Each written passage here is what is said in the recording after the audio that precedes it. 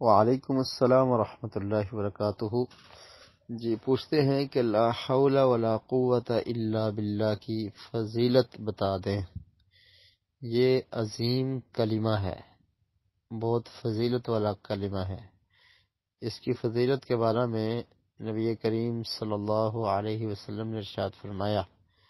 ابو موسیٰ اشعری رضی اللہ تعالی عنہ بیان کرتے ہیں کہ غزوہ خیبر کے موقع پر میں نبی کریم صلی اللہ علیہ وسلم کے ساتھ تھا، تو آپ نے مجھے سنا تو میں یہ کہہ رہا تھا لا حول ولا قوت الا باللہ، تو اللہ کے رسول نے فرمایا کہ کیا میں آپ کو بتاؤں کہ یہ جو کلمہ ہے لا حول ولا قوت الا باللہ، یہ کنز من کنوز الجنہ، جنت کے خزانوں میں سے ایک خزانہ ہے۔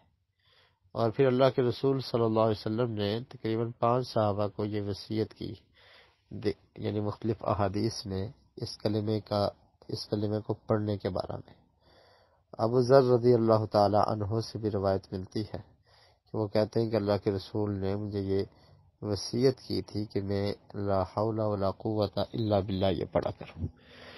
اس کے علاوہ نماز اذان کے جواب میں جب حی علی الصلاۃ کہا جاتا ہے یا حی علی الفلاح کہا جاتا ہے، تو اس میں بھی نبی کریم صلی اللہ علیہ وسلم نے یہ سکھایا ہے کہ یہ سن کر تو یہ الفاظ کہے جائیں لا حول ولا قوت الا باللہ، اور پھر فرمایا کہ جو مؤذن کے ساتھ اذان کے کلمات کے جواب دیتا ہے اور حی علی الصلاۃ اور حی علی الفلاح پر یہ کلمہ پڑھتا ہے تو وہ جنت میں داخل ہوگا۔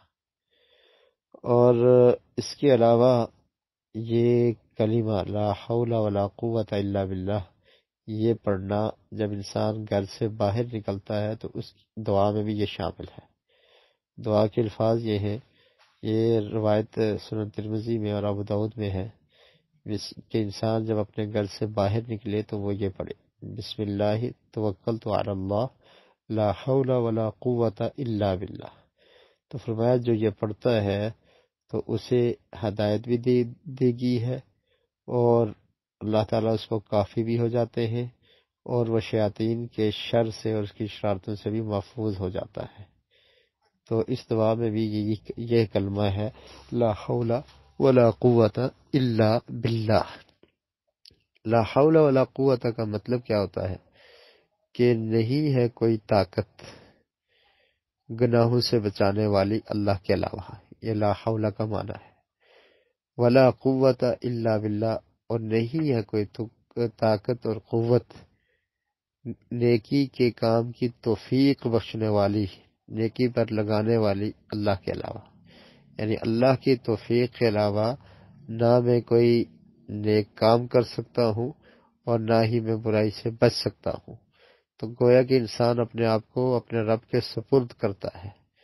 تو یہ معنی ذہن میں رکھتے ہوئے اس جملے کا ورد کرنا چاہیے، اس کو کثرت سے پڑھنا چاہیے، اور یہ بہت ہی فضیلت والا کلمہ ہے لا حول ولا قوت الا باللہ۔